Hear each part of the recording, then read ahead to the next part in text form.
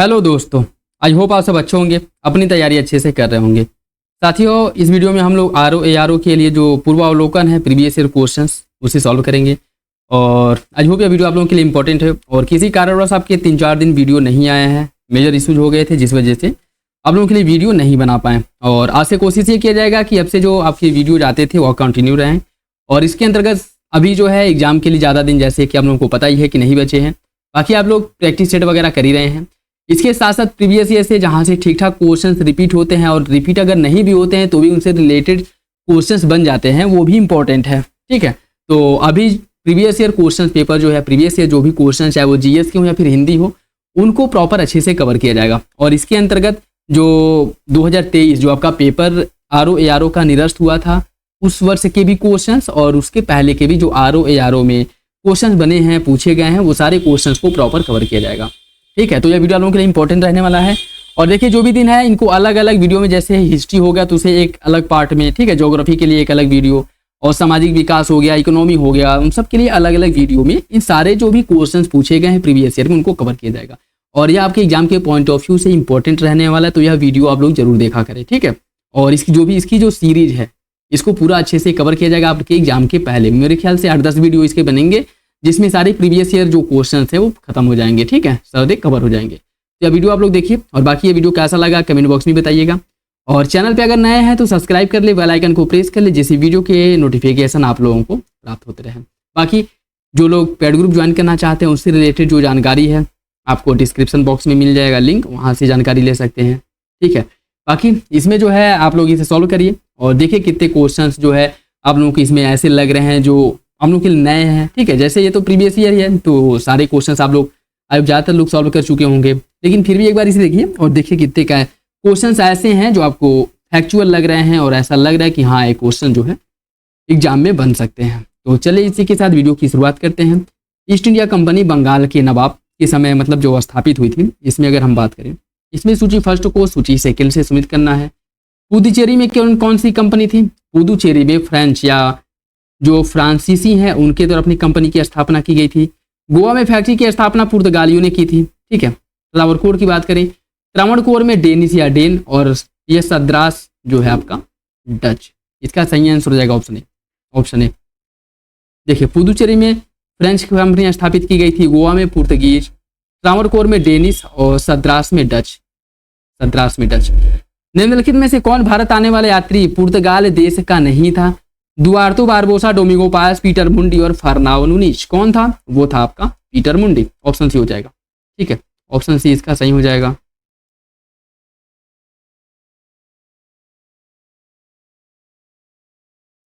भारत में अंग्रेजों की सफलता तथा फ्रांसीसियों की असफलता के पीछे जो महत्वपूर्ण कारण था उसके बारे में देखिए। अंग्रेजों को बंगाल विजय से अपार धन एवं जनशक्ति मिली। अंग्रेजों को बंगाल विजय से अपार जनशक्ति एवं धन मिला।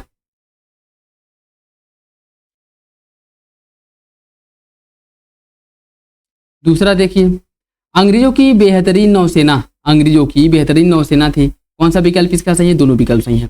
अंग्रेज जो भारत में अधिक समृद्धशाली हुए, या कह सकते हैं कि अंग्रेज जो जिनको सफलता मिली उसके पीछे जो रीजन था, भारत में अंग्रेजों की सफलता के पीछे कैसे कारण थे? जैसे अंग्रेजों की बेहतर सैनिक व्यवस्था थी, उनकी ताकत जो है उनसे अधिक थी।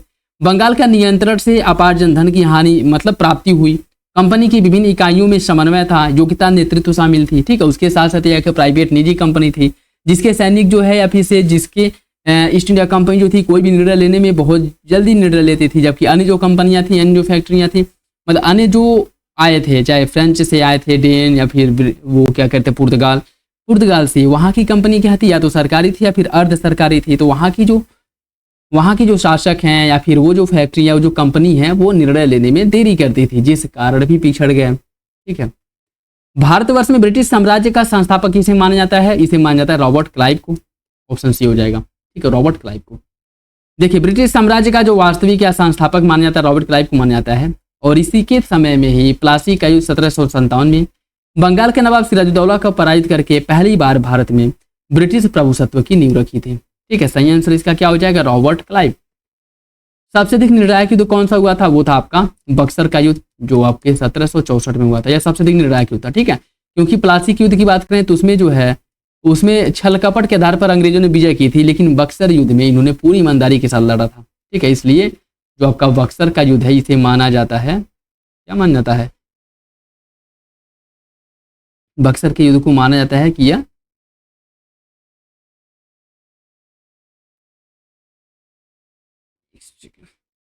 देखिए इसका जो सही आंसर है हो जाएगा आपका बक्सर का युद्ध।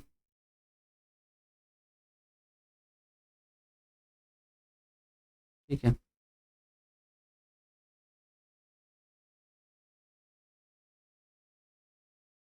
ठीक, बक्सर का युद्ध जो 22 अक्टूबर 1764 को हुआ था। ठीक है, और इसमें मीर कासिम औद के नवाब शुजाउद्दौला और दिल्ली के मुगल शासक शाह आलम द्वितीय, ये तीनों जो है एक तरफ थे। ठीक है, जैसे बंगाल का नवाब था मीर कासिम, उस समय अवध का शासक शुजाउद्दौला था और उस समय मुगल बादशाह था शाह आलम द्वितीय। इन तीनों की संयुक्त सेना थी और दूसरी तरफ अंग्रेज थे, दूसरी तरफ थे अंग्रेज, जिनके बीच ये युद्ध लड़ा गया था। और इस युद्ध में अंग्रेजों की कमान मेजर हेक्टर मुनरो ने संभाला था। और इस युद्ध के परिणाम स्वरूप प्लासी के निर्णयों पर मुहर लगा दी कि भारत में अब अंग्रेजों को चुनौती देने वाला कोई दूसरी शक्ति नहीं है। इसी के बाद इलाहाबाद की संधि हुई है, इसी के बाद इलाहाबाद की संधि होती है। और इसके बाद जो है इलाहाबाद संधि के बाद अंग्रेजों के लिए दिल्ली का मार्ग खुल जाता है कि वह अब दिल्ली पर भी अपनी सर्वोच्चता की स्थापना कर सकते हैं। ठीक है, बक्सर का जो युद्ध है यह भारतीय इतिहास में निर्णायक सिद्ध हुआ। पी रॉबर्टसन ने कहा था कि बक्सर के युद्ध के बारे में कहा कि प्लासी की अपेक्षा बक्सर को भारत में अंग्रेजी प्रभुसत्ता की जन्मभूमि माना जाना चाहिए, या फिर कह सकते हैं कि अधिक उपयुक्त माना जाना चाहिए। यह बक्सर के युद्ध के परिणाम को देखा जाए तो कहा जा सकता है जहां प्लासी की विजय अंग्रेजों की कूटनीति का परिणाम था, वही बक्सर का विजय इतिहासकारों ने पूर्णतः सैनिक विजय बताया था। ठीक है, मुगल बादशाह द्वारा नियुक्त बंगाल का अंतिम सूबेदार कौन था?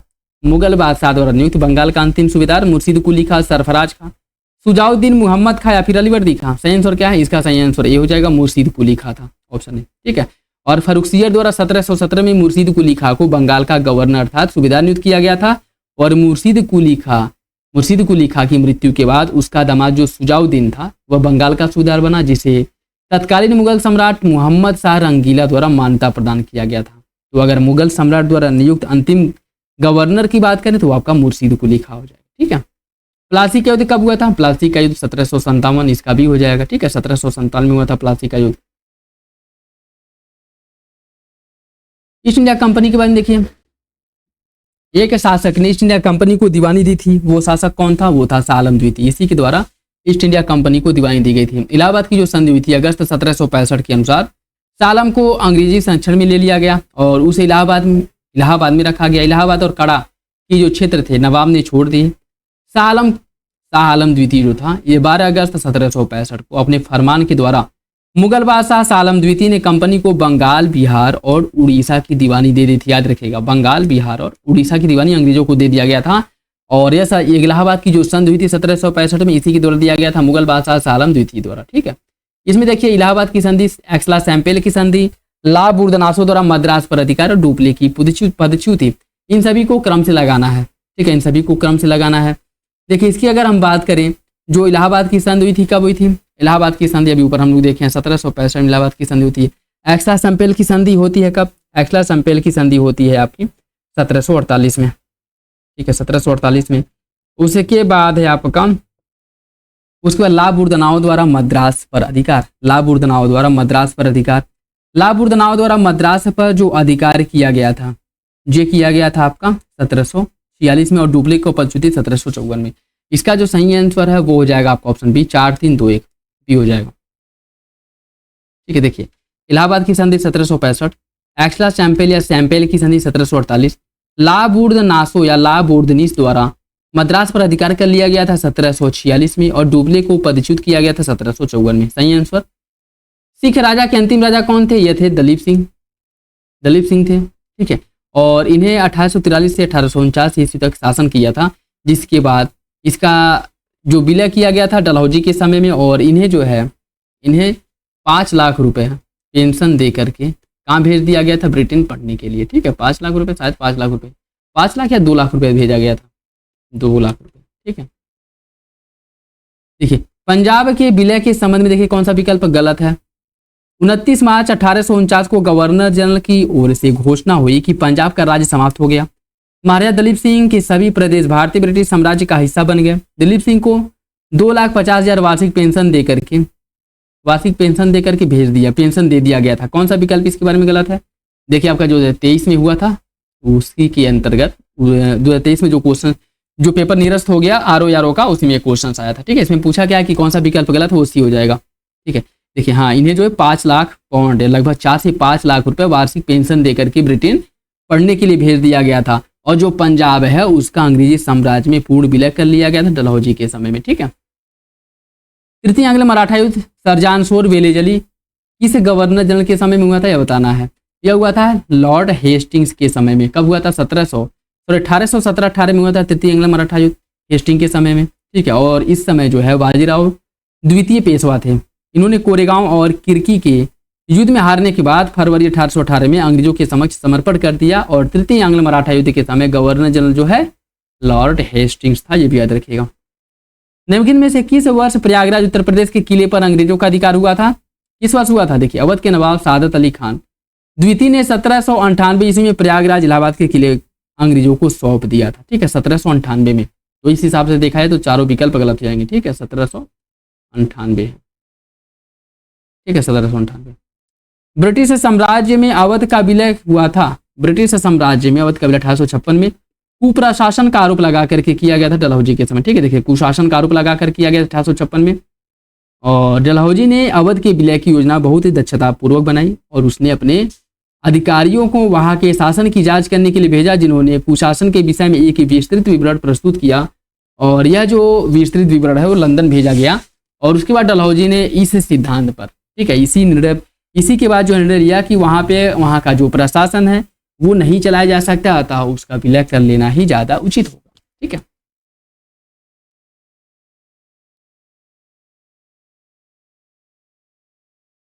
देखिए इसमें अगर हम बात करें जो विलय किया गया था जिन राज्यों का कब कब, जैसे सतारा का विलय 1848 में हो गया था, जैतपुर संबलपुर का 1849 में, बघाट का विलय हो गया था 1850 में, उदयपुर का 52 में, झांसी का हो गया था 54 नहीं 53 है, झांसी का 53 में हो गया था, नागपुर हो गया था 54 में, और एक करैली है, करैली का विलय किया गया था 1855 में। 1855 में लेकिन बोर्ड ऑफ डायरेक्टर ने इसे मान्यता नहीं दिया था, बोर्ड ऑफ डायरेक्टर द्वारा इसे मान्यता नहीं दी गई थी, जिसके बाद इसके विलय को क्या किया गया था, फिर त्याग दिया गया था। ठीक है, तो ये भी याद रखिएगा 1855 में। अवध सल्तनत के हिंदू नायब वजीर के बारे में देखिए, राजा टिकैतरा नवाब आसफुद्दौला के अर्थमंत्री थे। अवध के नवाबों के राज्य में सामान्यतः कतिपय हिंदू जातियों के लोगों को उच्च स्थान प्राप्त था। कौन सा विकल्प इसके बारे में सही है? इसका जो सही आंसर है सी हो जाएगा, दोनों विकल्प सही है, दोनों विकल्प सही हो जाएगा। राजा टिकैत राय नवाब आसफुद्दौला के दीवान या फिर अर्थमंत्री थे, ये बात बिल्कुल ठीक है। अवध के नवाबों के राज्य में हिंदू अधिकारियों को उच्च पदों पर नियुक्त किया जाता था, जैसे आसफुद्दौला के दीवान राजा टिकैत राय, राजा झाऊलाल और नवाब सफदरजंग के प्रधानमंत्री व सेनानायक राजा नवल राय, ये सभी जो है हिंदू जाति से संबंधित थे जिन्हें उच्च पद प्रदान किया गया था। कौन सा विकल्प इसमें से सही सम्मिलित नहीं है? Hector Munro.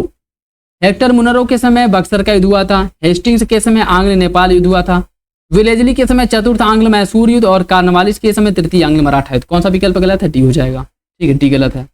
देखिए इसकी अगर हम बात करें तृतीय आंग्ल मराठा युद्ध जो हुआ था 1817-18 में लॉर्ड हेस्टिंग्स के समय में हुआ था, न कि कार्नवालिस के समय में। ठीक है, तो याद रखिएगा। किस गवर्नर जनरल ने भारत में दास प्रथा को समाप्त किया था? भारत में दास प्रथा को समाप्त करने का श्रेय जाता है एलन बरो को भी हो जाएगा। ठीक है, देखिए बी। 1843 में जो 1843 का एक्ट था 5, इसी के द्वारा भारत में तत्कालीन गवर्नर जनरल एलन बरो ने दास प्रथा का उन्मूलन किया था, और इनका जो कार्यकाल है 1842 से 44 तक था, ये भी याद रखिएगा। ठीक है जी, देखिए कुछ इन सभी को क्रम से लगाना है। सिक्किम का विलय, झांसी का विलय, पंजाब का विलय और वर्मा का विलय, इन सभी को क्रम से लगाना है। ठीक, सिक्किम का विलय किसके समय में किया गया था? देखिए सिक्किम के विलय की अगर हम बात करें, यह 1835 में सिक्किम का विलय हुआ था। ठीक है, 1835 में हुआ था सिक्किम का विलय। ठीक, और 1835 जैसे पूर्ण रूप से अगर हम बात करें कि कुछ भाग 1850 में ब्रिटिश साम्राज्य में मिलाया गया। ठीक है, पंजाब का 1849 में हुआ था, वही जो दलीप सिंह को राजगद्दी से वो किया जाता है, तृतीय अंग जो पंजाब युद्ध हुआ था। ठीक है, वर्मा वर्तमान म्यांमार का विलय 1886 में और झांसी का 1854 में हुआ था। ठीक है, सिक्किम का पूर्ण विलय ब्रिटिश साम्राज्य में कभी नहीं हुआ था, ये बात याद रखिएगा। ठीक है, सिक्किम का पूर्ण रूप से विलय कभी नहीं हुआ था ब्रिटिश साम्राज्य में, तो इसका सही आंसर जो है वो हो जाएगा इस हिसाब से बी, 3142, 3142, ठीक है, 3142। झांसी का अगर हम बात करें, यह जो है 1853 हो जाएगा, ठीक है। पंजाब का विलय जो कि 1849 में हुआ था। वर्मा का विलय 1861 में, वर्मा का विलय जो है देखिए, वर्मा का विलय 1886 में हो गया था, 1886 में, और सिक्किम का 1836 में, ठीक। इसमें देखिए सूची फर्स्ट को सूची सेकंड से सम्मिलित करना, सूची फर्स्ट को सूची सेकंड से सम्मिलित करना। इसमें द्वितीय आंग्ल मैसूर युद्ध कब हुआ था? द्वितीय आंग्ल मैसूर युद्ध कब हुआ था? देखिए द्वितीय आंग्ल मैसूर युद्ध जो है यह हुआ था आपका 1850 से 54, ठीक है। द्वितीय आंग्ल फ्रांसीसी युद्ध, द्वितीय आंग्ल फ्रांसीसी युद्ध जो है ये हुआ था आपका एक सेकेंड देखिए, द्वितीय आंग्ल मैसूर युद्ध 1880 से 84, ठीक। द्वितीय आंग्ल फ्रांसीसी युद्ध 1850 से 54 में हुआ था। द्वितीय आंग्ल मराठा युद्ध जो हुआ था यह हुआ था आपका 1803 से 1805 ईस्वी में, और द्वितीय आंग्ल अफगान युद्ध 78 से 80 में हुआ था, ठीक है। इसका जो सही आंसर है वो आपका ए होना चाहिए। देखिए ये 2413, ठीक, और ये भी 2021 में आया था क्वेश्चन, ठीक है। देखिए द्वितीय आंग्ल मैसूर युद्ध 1880 से 84 के बीच में हुआ था। द्वितीय आंग्ल फ्रांसीसी युद्ध 1850 से 1854, ठीक है। द्वितीय आंग्ल कहीं कहीं देखिए इसका जो एग्जैक्ट डेट है वो 1749 से 1754 है, ठीक है। और द्वितीय आंग्ल मराठा युद्ध 1803 से 1805 में हुआ था। द्वितीय आंग्ल अफगान युद्ध 1878 से 80 में हुआ था, ठीक है। याद रखिएगा बी इसका सही हो जाएगा। कौन इसमें से सुनित नहीं है? कॉर्नवालिस अस्थायी बंदोबस्त की शुरुआत इसी के समय में हुई थी। वेलेजली के समय में सहायक संधि की व्यवस्था मतलब शुरुआत की गई थी। लॉर्ड हेस्टिंग द्वितीय आंग्ल मराठा युद्ध हुआ था इसके समय में, और विलियम बैटिक 1839 का 17वां रेगुलेशन एक्ट इसी के समय में आया था। कौन सा विकल्प गलत है? वो हो जाएगा ऑप्शन सी, लॉर्ड हेस्टिंग्स। देखिए द्वितीय आंग्ल मराठा युद्ध 1803 से 1805 के बीच वेलेजली के काल में हुआ था। लॉर्ड हेस्टिंग्स के समय में तृतीय आंग्ल मराठा युद्ध 1817 से 1818 ईस्वी हुआ था। और तृतीय आंग्ल मराठा युद्ध में मराठों की पराजय के बाद हेस्टिंग्स ने पेशवा की गद्दी को समाप्त कर दिया, और पश्चिमी भारत में स्थित पेशवा का समस्त प्रदेश बंबई प्रेसिडेंसी में क्या कर दिया गया था? शामिल कर दिया गया था, ठीक है। इसके साथ साथ कंपनी ने बुंदेलखंड, मालवा और शेष भारत जिस पर पेशवाओं का प्रभुत्व था उस पर राजनैतिक अधिकार कर लिया था, ठीक है। मतलब वो सभी अब किसके अंतर्गत आ गए थे? वो आ गए थे अंग्रेजों के अंतर्गत, ठीक है। कौन इसमें से सम्मिलित नहीं है? स्थानीय स्वशासन लिंटन के समय, सहायक संधि वेलेजली, राज्य अपहरण नीति डलहौजी, अस्थायी बंदोबस्त कॉर्नवालिस। अस्थायी स्वशासन की बात करें या रिपन के समय की विशेषता है, ठीक है। तो ये गलत हो जाएगा, ये गलत हो जाएगा, ठीक है। देखिए अस्थायी स्वशासन की बात करें,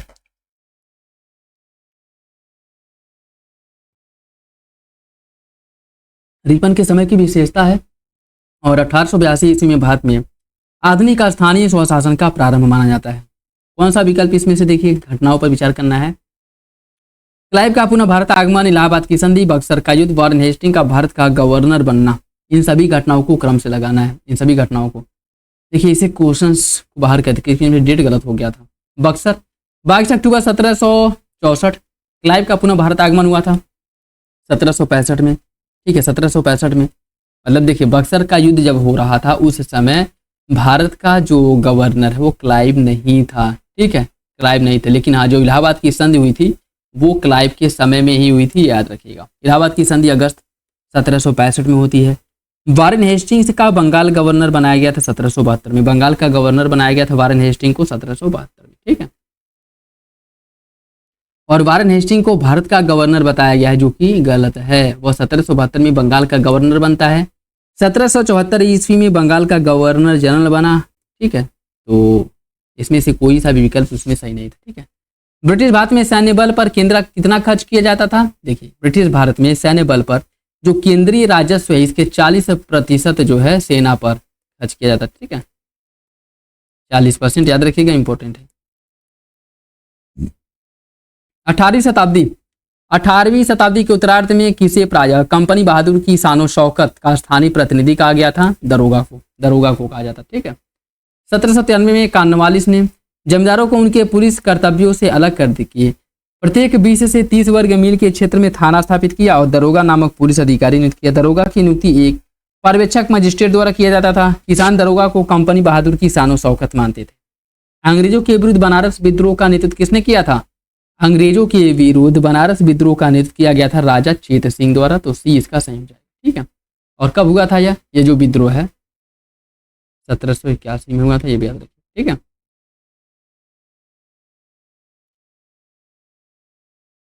किस वायसराय की हत्या अंडमान निकोबार द्वीप समूह में की गई थी जब वे भ्रमण पर गया था? ये था आपका मेयो, लॉर्ड मेयो। और इसका समय जो है 1869 से 1872 तक था भारत में, और अंडमान निकोबार में इसकी हत्या कर दी गई थी। शेर अली नामक पठान द्वारा इसकी हत्या की गई थी, ये भी याद रखिएगा। और मेयो पहला वायसराय था जिसकी हत्या भारत में उसके कार्यकाल के समय में ही की गई थी। ठीक है, यह पहला और इकलौता है, याद रखिएगा, इंपॉर्टेंट है। भारत में ब्रिटिश काल में निम्नलिखित में से किसे कार्यकाल में पहली बार जनगणना कराई गई थी? ये हुआ था मेयो के काल में, और ये भी आपका जो आरओ 2023 में हुआ था जो रद्द हो गया, उसमें पूछा गया था। ठीक है, मेयो के काल में पहली बार जनगणना हुई थी। अगर नियमित रूप से जनगणना पूछ ले किसके समय में हुई थी तो रिपन हो जाएगा, जो कि 1881 में इसके समय में नियमित रूप से जनगणना शुरू हो गई थी। ठीक है, देखिए पहली जनगणना मेयो के समय में 1872 में कराई गई थी, और जनगणना का क्रमवार आकलन अर्थात प्रथम नियमित जनगणना 1881 में रिपन के समय के शासनकाल में प्रारंभ हो गई थी। ठीक है, प्राचीन स्मारक संरक्षण एक्ट किस गवर्नर जनरल के कार्यकाल में पारित किया गया था? इसे कर्जन के समय में पारित किया गया था, सी हो जाएगा।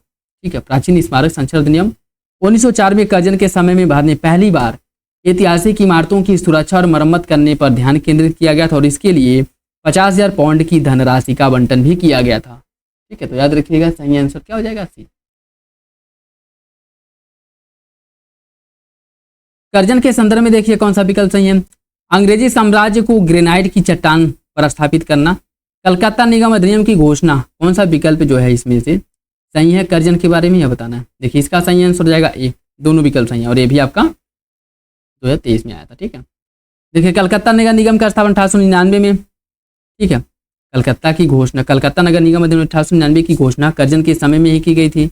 अंग्रेजी साम्राज्य को ग्रेनाइट की चट्टान पर स्थापित करने का जो प्रत्यक्ष संदर्भ और कथन तो कर्जन के संदर्भ में नहीं मिलता है, लेकिन फिर भी कर्जन ने 1904 में ब्रिटेन के साम्राज्यवादी मिशन के संदर्भ में कहा था कि मेरे लिए संदेश ग्रेनाइट में उकेरा गया है, और यह कयामत की चट्टान से उकेरा गया है कि हमारा काम धार्मिक और कायम रहेगा। ठीक है, हमारा काम धार्मिक है और कायम रहेगा। ठीक है, तो इस आधार पर दोनों विकल्प सही हो जाएगा। फूट डालो राज करो की रणनीति अपनाई गई थी किसके द्वारा?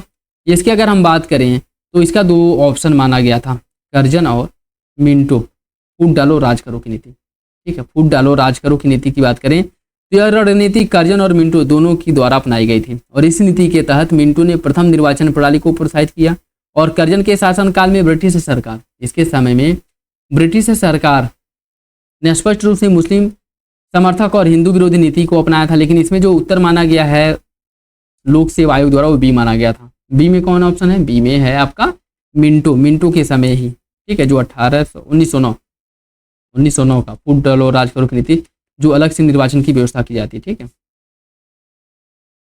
ब्रिटिश भारत की राजधानी कलकत्ता से दिल्ली हस्तांतरित किसके काल में किया गया था? यह किया गया था हर्डिंग के समय में। घोषणा किया गया था 1911 में, और 1912 में राजधानी को दिल्ली स्थापित कर दिया गया। ठीक है, हर्डिंग के समय में। देखिए 1911 जॉर्ज पंचम और महारानी मैरी को भारत बुलाया गया, और दिल्ली में भव्य दरबार का आयोजन किया गया, जिसे दिल्ली दरबार के नाम से जाना गया। तीसरा दिल्ली दरबार था, ये भी याद रखिएगा। ठीक है, देखिए पहला जो दिल्ली दरबार है वो हुआ था लिंटन के समय में। लिंटन के समय 1878 में हुआ था। ठीक है, 1878 में। दूसरा दिल्ली दरबार जो हुआ था, दूसरा वो कर्जन के समय में हुआ था। कब? यह हुआ था 1903-04 में। ठीक है, और जो तीसरा हुआ था वो हार्डिंग के समय में हुआ था, और यह हुआ था आपका 1911। ठीक है, ये तीनों जो है पूछ सकता है, याद रखिएगा। अंग्रेजों ने रतवाड़ी बंदोबस्त कहाँ लागू किया था? अंग्रेजों द्वारा लागू कहाँ किया गया? मद्रास और बंबई प्रेसिडेंसी में लागू किया गया था रतवाड़ी बंदोबस्त। ठीक है, अस्थायी भूमि बंदोबस्त या जमींदारी प्रथा की बात अंग्रेजों द्वारा भारत में भू राजस्व वसूली के लिए लागू की गई जो दूसरी व्यवस्था थी वो रतवाड़ी व्यवस्था थी, जिसका जन्मदाता टॉमस मुनरो और कैप्टन रीड को माना जाता है। और सबसे पहले इसे तमिलनाडु के बारामहल में लागू किया गया था सबसे पहले। ठीक है, सबसे पहले तमिलनाडु के बारामहल में लागू किया गया था। उसके बाद मद्रास और बम्बई, के कुछ हिस्से पूर्वी बंगाल, असम आदि में भी लागू किया गया था। इसके अंतर्गत रैयतों को भूमि के मालिकाना अधिकार, कब्जेदारी अधिकार दे दिया गया था। और यह जो रैयतवाड़ी बंदोबस्त की बात करें तो टोटल भूभाग के 51% पर लागू की गई थी, जबकि जो अस्थायी बंदोबस्त थी वो 19% भाग पर लागू की गई थी। ठीक है, देखिए यह 21% भाग पर लागू किया गया था। कृषि भूमि का 21% क्षेत्र जो है रैयतवाड़ी बंदोबस्त के अंतर्गत आते थे। ठीक है, और इसमें जो भूमि का मालिकाना अधिकार है वो किसानों को दिया गया था, रैयतों को। किसने निकास के सिद्धांत का प्रतिपादन किया था? दादा भाई नौरोजी। निकास का सिद्धांत जो ड्रेन थियरी है, धन का गमन, जो बहिर्गमन सिद्धांत है, इन्हीं के द्वारा दिया गया था। ठीक है, बहिर्गमन का राष्ट्रवादी परिभाषा का तात्पर्य है भारत से धन संपत्ति एवं माल का इंग्लैंड में हस्तांतरण, और इसके बदले में भारत को इसके समतुल्य कुछ भी नहीं मिलता था। इन्होंने कहा था कि भारत, मतलब दादा भाई नौरोजी, इन्होंने कहा था कि अंग्रेज भारत से उसकी धन के साथ साथ उसकी कौशल भी ले जा रहे हैं और उसके बदले में भारत को कुछ भी नहीं मिल रहा है। ठीक है, और इन्होंने अपने पुस्तक लेख इंग्लैंड डेब्ट टू इंडिया, इंग्लैंड डेब्ट to India, poverty and un British rule in India, the wants and means of India और on the commerce of India, ठीक है, इसके माध्यम से अपवाद सिद्धांत या जो ड्रेन थियरी है इसका प्रतिपादन किया था। ये सभी बुक भी याद रखिएगा, बन सकता है इससे क्वेश्चंस। ठीक है, उसके साथ साथ जो रमेश चंद्र दत्ता है, इन्होंने भी धन के बहिर्गमन सिद्धांत पर अपना वक्तव्य दिया था, और इन्होंने अपनी पुस्तक इकोनॉमिक हिस्ट्री ऑफ इंडिया में इस सिद्धांत का प्रतिपादन किया था। ठीक है, तो इनकी किताब को भी याद रखिएगा, और इनके द्वारा भी दिया गया था, यह ड्रेन थियरी के बारे में लिखा गया था, ये भी याद रखिएगा। ठीक है, और देखिए भारतीय राष्ट्रीय कांग्रेस 1896 में अपने कलकत्ता अधिवेशन में आधिकारिक तौर पर बहिर्गमन के सिद्धांत को स्वीकार किया गया, और उस समय कांग्रेस ने घोषणा किया था कि देश में पड़ने वाले अकालों और लोगों की निर्धनता का कारण वर्षों से लगातार चला आ रहा है, और यह धन के बहिर्गमन का ही परिणाम है। ठीक है, किसने यह विचार किया था कि भारत में ब्रिटिश आर्थिक नीति घिनौनी है? यह कहा था कार्ल मार्क्स ने कहा था। असम में सर्वप्रथम चाय कंपनी का स्थापना 1839 में, असम में सर्वप्रथम चाय कंपनी का स्थापना किया गया था। याद रखिएगा कब किया गया था? 1839 में।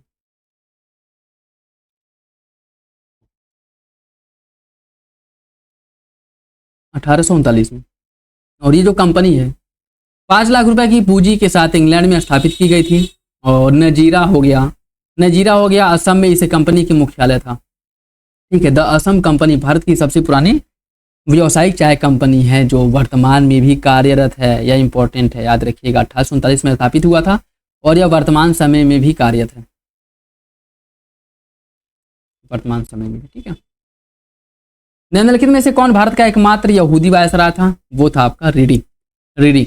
और इसका समय भी याद रखिएगा, 1921 से लेकर के 26 ईस्वी तक यह भारत का क्या रहा था? वायसराय रहा। ठीक, बाकी इसके समय में चौरी चौरा कांड इसी के समय में हुआ था, स्वराज पार्टी का गठन हुआ था, रॉलेट एक्ट का निरस्त होना भी इसी के समय में हुआ था। ठीक है, 1857 की क्रांति से रिलेटेड देखिए जो क्वेश्चंस पूछे गए हैं। 1857 की क्रांतिकारियों में से रामचंद्र पांडुरंगा किसका नाम था? वो था आपका तात्या टोपे का नाम था, रामचंद्र पांडुरंगा। ठीक है, और 1814 से 1829 ईस्वी तक रहे थे, मतलब स्वतंत्रता आंदोलन में सक्रिय रहे। 1857 में स्वतंत्रता संग्राम का जो हुआ था, इसमें जो है इनकी मृत्यु हो गई थी। ठीक है, इनके जन्म जो है महाराष्ट्र के एओला में हुआ था। इनके पिता पांडुरंग राव टोपे थे। बिठूर आ गया और पेशवा के दत्तक पुत्र धोधुपंत नाना साहब के नाम से भी जाना जाता है, और महाराजा माधो सिंह जी के मित्र बन गया। 1851 में डलहौजी ने नाना साहब को उनके पिता की पेंशन से वंचित कर दिया गया, और तात्या टोपे पहले से ही ब्रिटिश को अपना शत्रु मान चुके थे। दोनों ने मिलकर के कानपुर में ईस्ट इंडिया कंपनी की भारतीय टुकड़ियों को जीत करके नाना साहब के आधिपत्य को स्थापित किया, और जो तात्या टोपे हैं वह जो नाना साहब हैं उनके सेना के कमांडर थे। ठीक है, कमांडर इन चीफ थे। ठीक, ताकि देखिए यहाँ जो है 18 अप्रैल 1869 को इनको फांसी दे दी गई थी, ये भी याद रखिएगा। किसको? तात्या टोपे को। ठीक है, तात्या टोपे को। इनका जो मित्र था मान सिंह, इन्होंने इनको धोखा दिया था और अंग्रेजों को बता दिया था कि यह किस जंगल में छिपे हैं, और तब जा करके जंगल में अपने कैंप में सैन कर रहे थे, और यहीं उसे पकड़ लिया गया था उन्हें। ठीक है, और शिवपुरी में लाया गया, और सैनिक अदालत में सुनवाई के बाद उनको 18 अप्रैल 1869 को फांसी दे दी गई थी। ठीक है, याद रखिएगा। तात्या टोपे को जो धोखा दिया था उनके मित्र, उनका नाम मान सिंह था। ठीक है, मान सिंह। सूची फर्स्ट को सूची सेकंड से स्मित कीजिए। नाना साहब का संबंध कहाँ से था? नाना साहब जो है यह कानपुर से संबंधित थे। नवाब हामिद अली खान कहाँ से संबंधित थे? देखिए नवाब हामिद अली खान की अगर हम बात करें, यह जो है शामिल थे आपके नवाब हामिद अली खान, ये शामिल थे दिल्ली से, ठीक। और मौलवी अहमदुल्ला लखनऊ और मनीराम दीवान असम। इसका जो सही आंसर है वो होना चाहिए आपका बी, 1 2 3 4। देखिए नाना साहब कानपुर, नवाब हामिद अली खान दिल्ली, मौलवी अहमदुल्ला लखनऊ और मनीराम दीवान असम, या मनीराम दीवान असम, ठीक है। 1857 के विद्रोह के दौरान बहादुर शाह ने किसे साहब आलम बहादुर की खिताब से सम्मानित किया था? बख्त खान को, ठीक है। 1857 के विद्रोह के दौरान बहादुर शाह द्वितीय ने बख्त खान को साहब आलम बहादुर का खिताब दिया। बख्त खान ईस्ट इंडिया कंपनी में सूबेदार के पद पर थे और कंपनी की ओर से उन्होंने प्रथम अंग्रेज अफगान युद्ध में भाग लिया। 1857 के विद्रोह के समय बहादुर शाह द्वितीय ने अपने पुत्र मिर्जा मुगल और मिर्जा जहीरुद्दीन को मुख्य सेनापति घोषित किया, किंतु विद्रोहियों का वास्तविक नेतृत्व बख्त खान ने किया था, ठीक है। विद्रोहियों का वास्तविक नेतृत्व किया था बख्त खान ने। 1857 विद्रोह के समय भारत का गवर्नर जनरल कौन था? कैनिंग था, ठीक है। सी हो जाएगा कैनिंग। यह 1856 से 1858 ईस्वी तक भारत का क्या रहता है? Governor general. अन्य जन आंदोलन जो हुए थे, जैसे वंदे मातरम गीत किसने लिखा था? यह लिखा गया था बंकिम चंद्र चटर्जी द्वारा, ठीक है। और यह आनंद मठ से लिया गया है। सन्यासी विद्रोह 1896 में कांग्रेस के कलकत्ता अधिवेशन में इसे पहली बार गाया गया था, ठीक है। पहली बार गाया गया था 1896 के कलकत्ता अधिवेशन में। और इसका उपन्यास जो है, इसका कथानक जो है सन्यासी विद्रोह है, ये भी याद रखिएगा। कूका आंदोलन कहाँ पे हुआ था? कूका आंदोलन हुआ था पंजाब में, ठीक है। कूका आंदोलन पंजाब में हुआ था, पंजाब में हुआ था आपका कूका आंदोलन, ठीक है, 1840 ईस्वी, ठीक। और भगत जवाहरमल सियान साहब ने इसका नेतृत्व किया था, ठीक है। भगत जवाहरमल सियान साहब ने इस विद्रोह या फिर इस आंदोलन का नेतृत्व किया था। इसमें देखिए कुछ आंदोलन कुछ विद्रोह दिए गए हैं और कब ये हुआ था उसे सुमेलित करना है, ठीक है। देखिए बात करें अगर हम अहोम विद्रोह कब हुआ था? अहोम विद्रोह जो है 1828 में हुआ था। कोल विद्रोह कब हुआ था? कोल विद्रोह हुआ था 1831-32 में। संथाल 1855-56 और मोपला 1921 में। इसका सही आंसर क्या होगा? सही आंसर इसका होना चाहिए आपका क्या होना चाहिए? ये होना चाहिए, ठीक है। देखिए अहोम विद्रोह 1828, कोल विद्रोह 31-32, संथाल 55-56 और मोपला 1921। इसमें भी सूची फर्स्ट को सूची सेकंड से सम्मिलित कीजिए। देखिए पावना विद्रोह, बंगाल का नील विद्रोह, जयंतिया विद्रोह और रंपा विद्रोह, ठीक है। पावना विद्रोह कब हुआ था?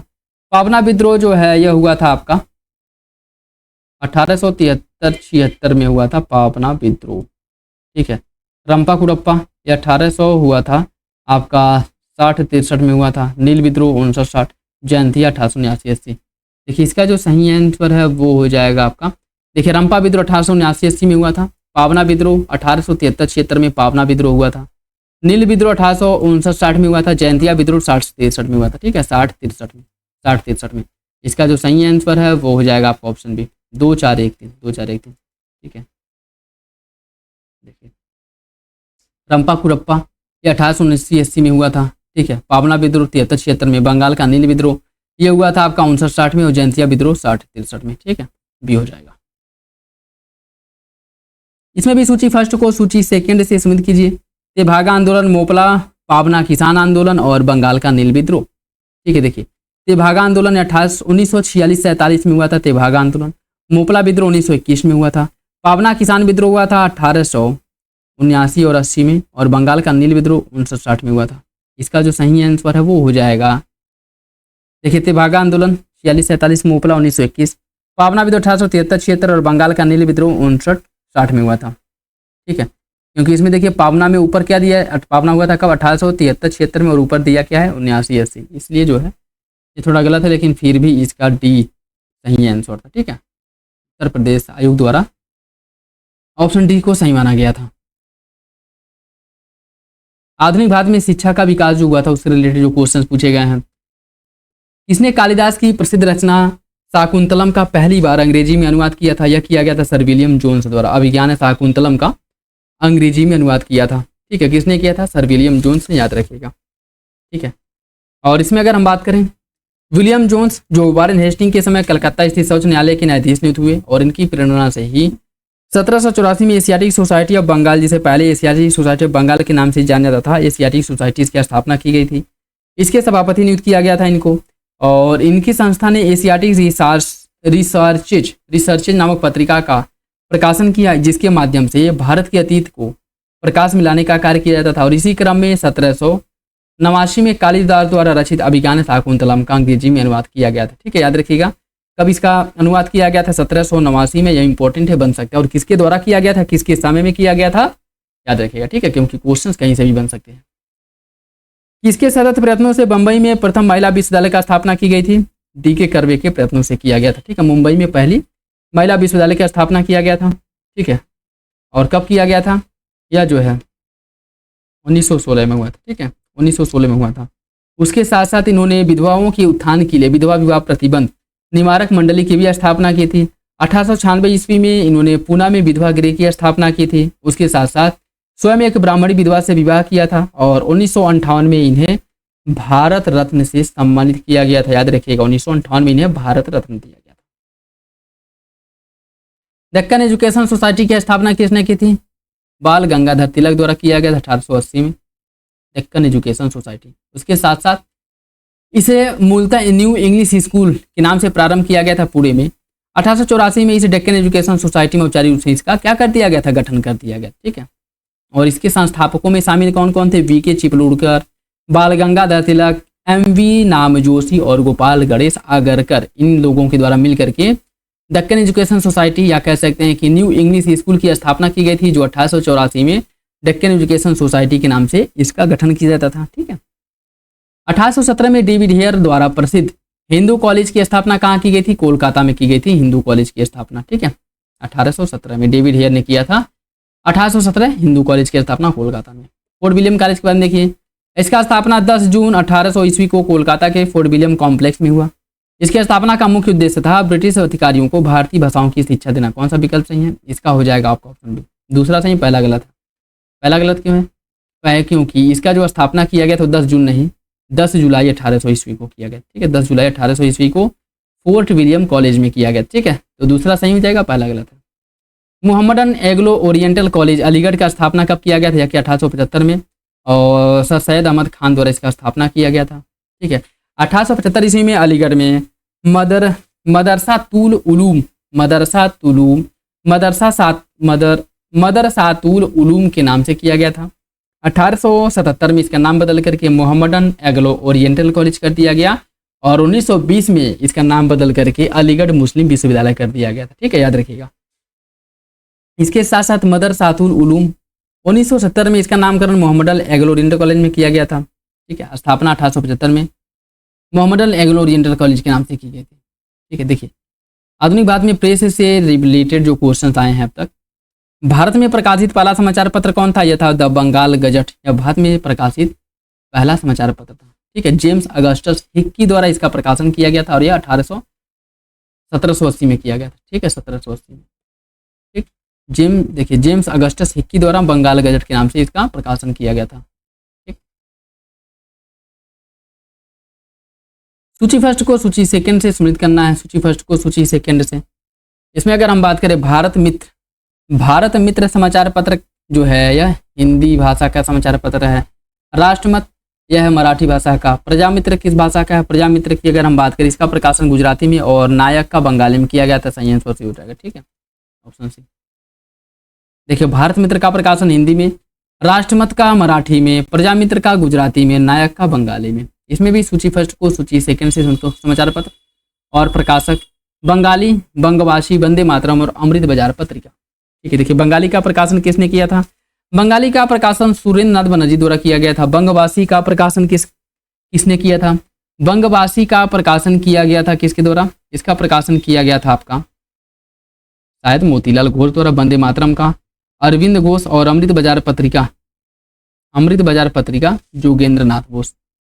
एक सेकंड, देखिए बंगाली का सुरेंद्र बनर्जी द्वारा किया गया था, बंगवासी का जोगेंद्र नाथ बोस द्वारा, वंदे मातरम अरविंद घोष ने और अमृत बाजार पत्रिका मोतीलाल घोष ने। ठीक है, मोतीलाल घोष ने। इसका सही आंसर जो है बी हो जाएगा, बी। ठीक, 3-1 2-4। ठीक है, ऑप्शन बी। बंगाली का सुरेंद्र बनर्जी, बंगवासी का जोगेंद्र नाथ बोस और वंदे मातरम अरविंद घोष तथा अमृत बाजार पत्रिका मोतीलाल घोष, इनके द्वारा इसका प्रकाशन हुआ था। कौन इसमें से सही सुमित नहीं है, Indu Prakash, Mahadev Govind Ranade, native opinion B N. Mandlik, Bombay chronicle Gopal Krishna Gokhale, Indian mirror Devendranath Tagore. देखिए बॉम्बे क्रॉनिकल की बात करें तो फिरोज शाह मेहता द्वारा इसका प्रकाशन किया गया था। ठीक है,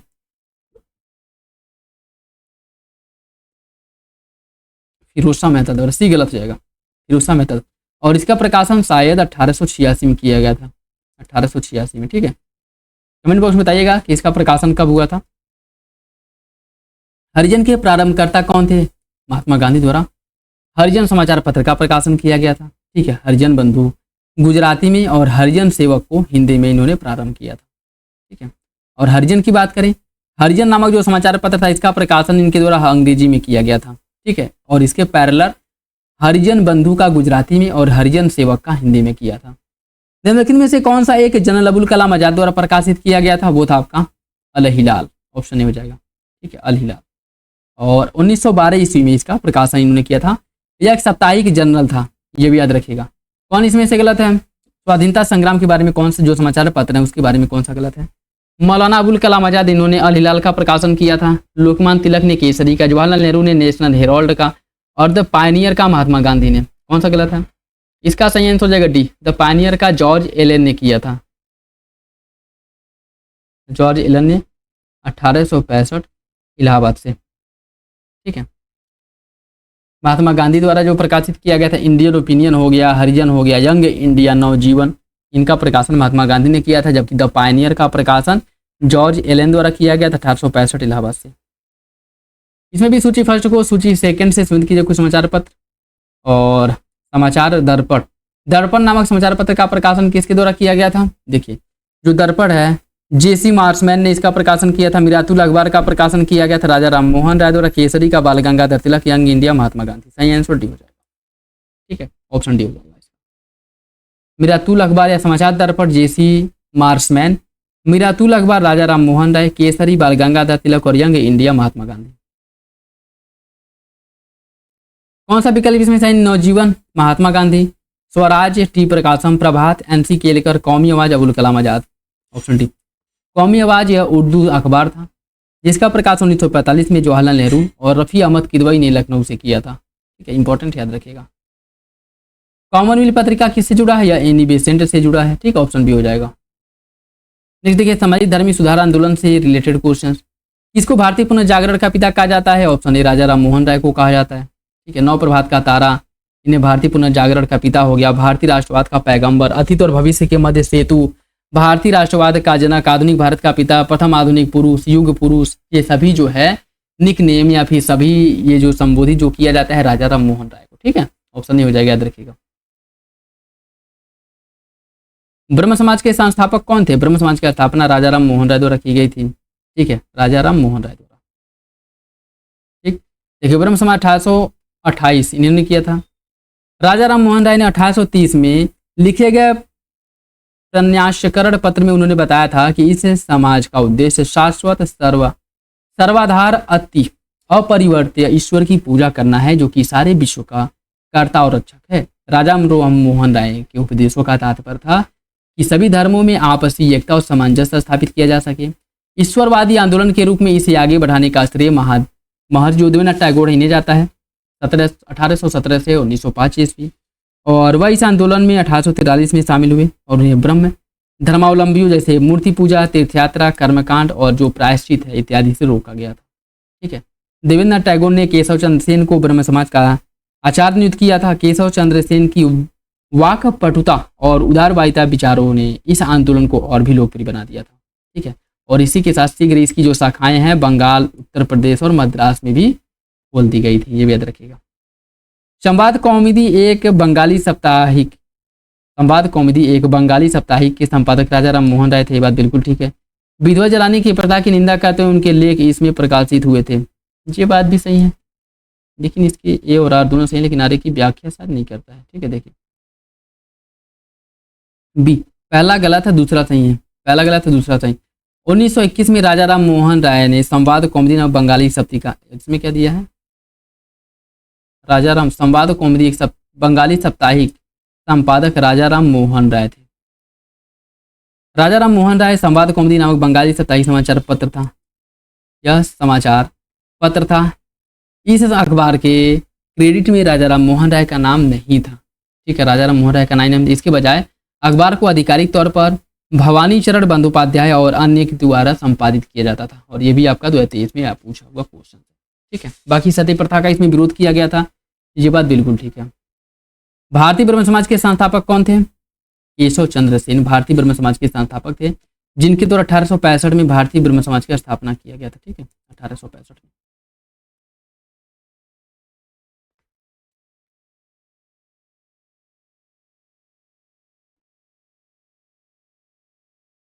भारतीय राष्ट्रवाद का जनक किसे माना जाता है? यह माना जाता है उपरोक्त में से कोई नहीं। भारतीय राष्ट्रवाद का जनक माना जाता है सामाजिक एवं धार्मिक आंदोलन के सूत्रपात राजा राम मोहन राय को भारतीय नवजागरण का अग्रदूत, अतीत और भविष्य के बीच सेतु, भारतीय राष्ट्रवाद का जनक और आधुनिक भारत के पिता, नव प्रभात का तारा कहा जाता है, ठीक है। किसे? राजा राम मोहन राय को, ठीक।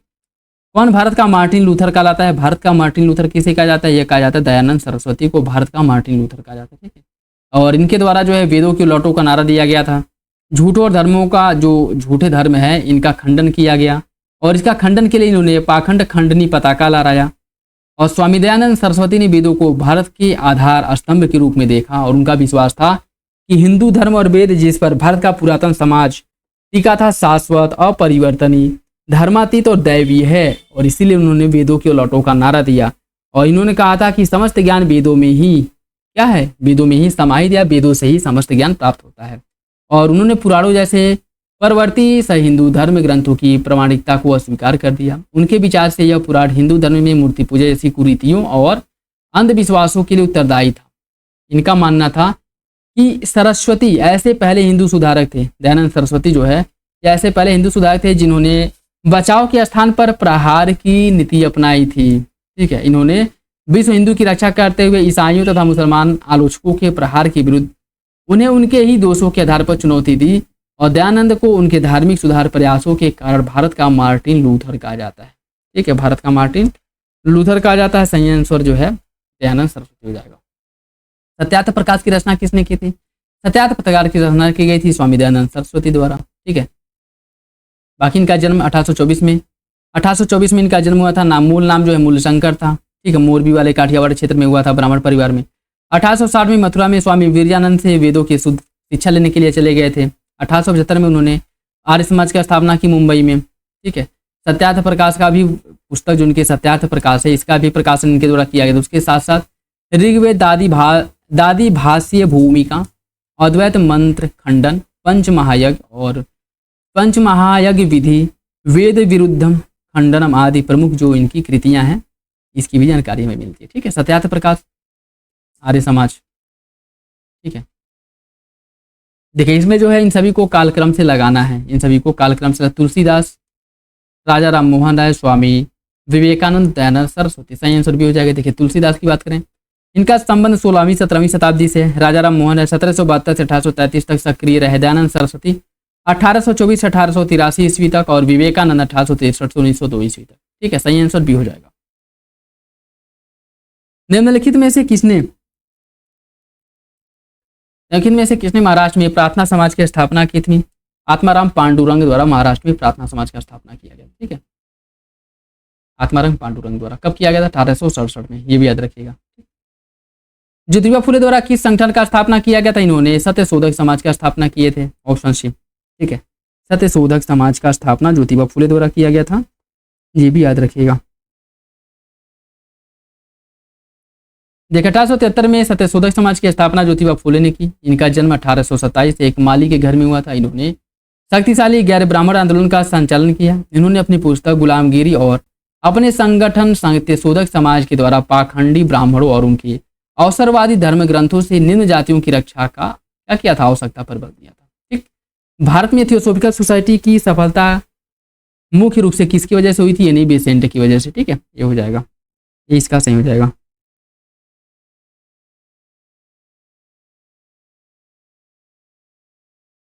देखिए 1879 में कर्नल अलकाट एवं मैडम ब्लाउदर्स्की द्वारा भारत में आए मद्रास में अडियार के पास थियोसॉफिकल सोसाइटी के मुख्यालय की स्थापना की गई। 1889 में एनी बेसेंट इस सोसाइटी की सदस्य बनी। 1893 में भारत आकर उन्होंने सोसाइटी के लिए सबसे अधिक सक्रिय भूमिका निभाई। एनी बेसेंट जो कि प्राचीन हिंदू धर्म को विश्व जो है अत्यधिक गुड़ एवं आध्यात्मिक धर्म मानता था, थियोसोफिकल या ब्राह्मण विद्या हिंदू धर्म, आध्यात्मिक दर्शन और कर्म सिद्धांत तथा आत्मा के पुनर्जन्म के सिद्धांत का समर्थन करती थी। ठीक है,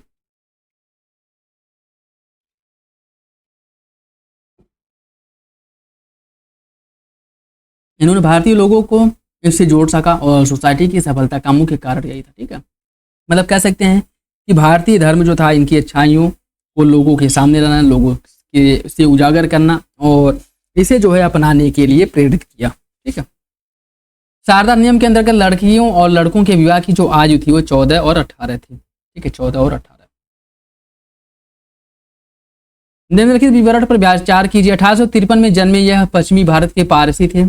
इंडियन स्पेक्टेटर तथा वॉइस ऑफ इंडिया के संपादक थे। यह एक समाज सुधारक थे और सम्मति आयोग अधिनियम 1891 के पक्ष में प्रमुख संघर्ष करता थे। यह किसकी बात की जा रही है?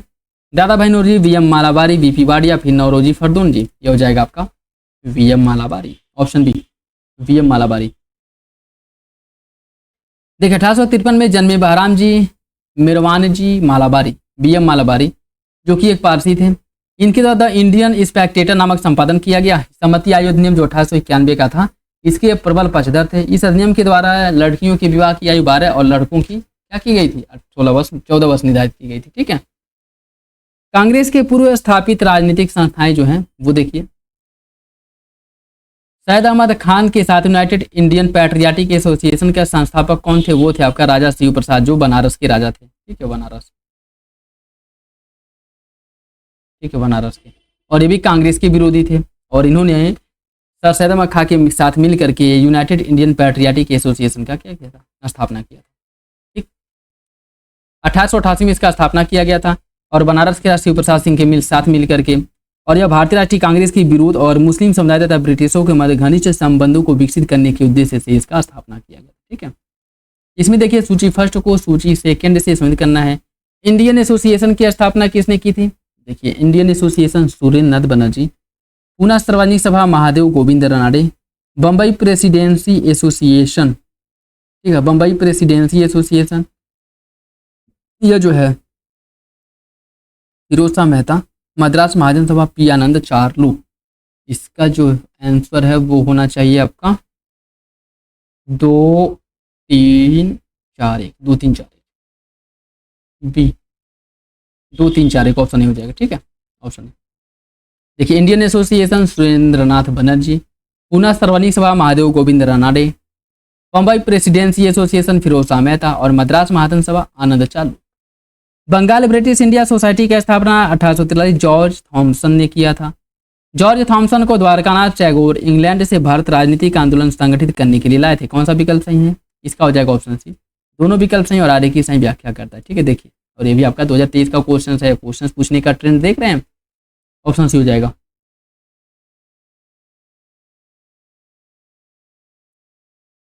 नेक्स्ट देखिए, भारतीय प्रश्नों पर विवेचना के लिए दादा भाई नौरोजी ने 1866 में लंदन में ईस्ट इंडिया एसोसिएशन का गठन किया।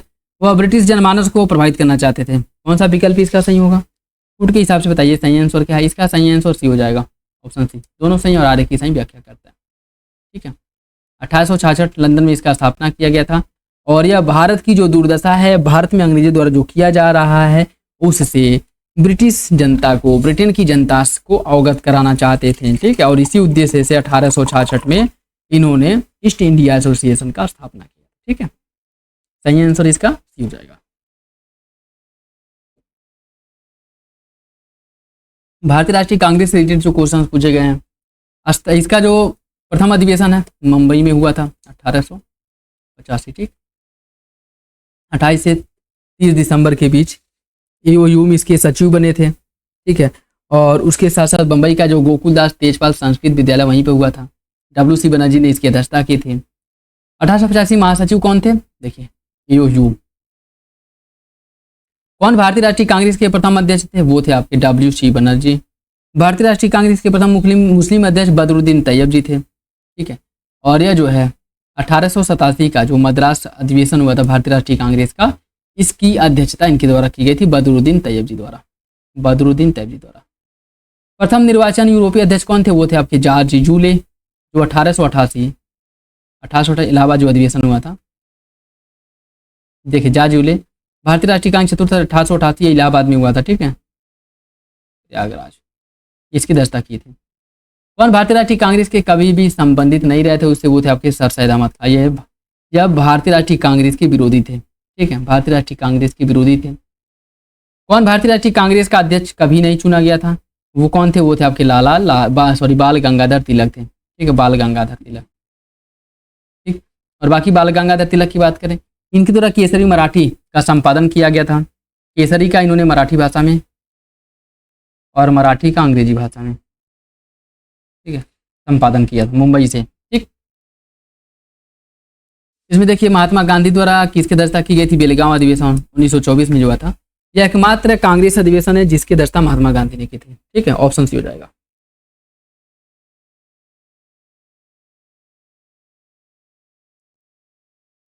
उन्नीस सौ 25 कानपुर में जो हुआ था भारतीय राष्ट्रीय कांग्रेस का 40वां वार्षिक अधिवेशन, ठीक है। और इसकी अगर हम बात करें 1925 कानपुर में हुआ भारतीय राष्ट्रीय कांग्रेस का जो 40वां अधिवेशन था, इसकी दस्ता सरोजिनी नायडू ने की थी, ठीक है, सरोजिनी नायडू द्वारा किया गया था। और जवाहरलाल नेहरू ने 1929 का लाहौर, अप्रैल 1936 में लखनऊ और दिसंबर 1936 में फैजपुर अधिवेशन की दस्ता की थी। वल्लभ भाई पटेल ने 1931 कराची अधिवेशन की दस्ता की थी, ठीक है। इसमें देखिए प्रथम भारतीय राष्ट्रीय कांग्रेस की प्रथम महिला अध्यक्ष, भारतीय राष्ट्रीय कांग्रेस की प्रथम महिला अध्यक्ष वो तो आपकी एनी बेसेंट है, बी हो जाएगा। अगर पूछता कि भारतीय महिला तो वो सरोजिनी नायडू हो जाता, इसका बी एनी बेसेंट हो जाएगा। इनके द्वारा 1917 कलकत्ता अधिवेशन की दस्ता की गई थी, ठीक है, 32वां जो वार्षिक अधिवेशन था। सूची फर्स्ट को सूची सेकंड से सुमित कीजिए, सूची फर्स्ट को सूची सेकंड से सुमित करना है। अबुल कलाम आज़ाद, अबुल कलाम आज़ाद द्वारा जो इसकी दस्ता की गई थी राजेंद्र प्रसाद।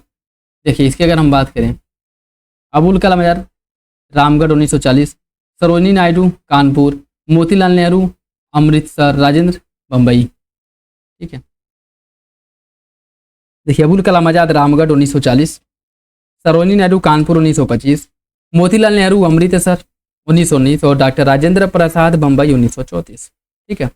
उत्तर प्रदेश के विभिन्न स्थानों में आयोजित भारतीय राष्ट्रीय कांग्रेस के अधिवेशन के संदर्भ में सूची फर्स्ट को सूची सेकंड से सम्मिलित कीजिए। कानपुर अधिवेशन ये हुआ था 1925 में, ठीक, 1925 में हुआ था कानपुर। लखनऊ 1916 में हुआ था, बनारस 1905 में और मेरठ 1946 में, ठीक है। सही आंसर इसका हो जाएगा सी, 3 4 1 2। मेरठ 1946 में, कानपुर 25 में, लखनऊ 16 में और बनारस 5 में। कांग्रेस में जो गर्म दल और नरम दल, इनसे रिलेटेड जो क्वेश्चंस पूछे गए हैं अब तक, वो देखिए। किसने भारतीय राष्ट्रीय कांग्रेस पर प्रार्थना याचना और विरोध की राजनीति का आरोप लगाया था, किसके द्वारा आरोप लगाया गया था, यह आरोप लगाया गया था बाल गंगाधर तिलक द्वारा। ऑप्शन बी हो जाएगा, ऑप्शन बी।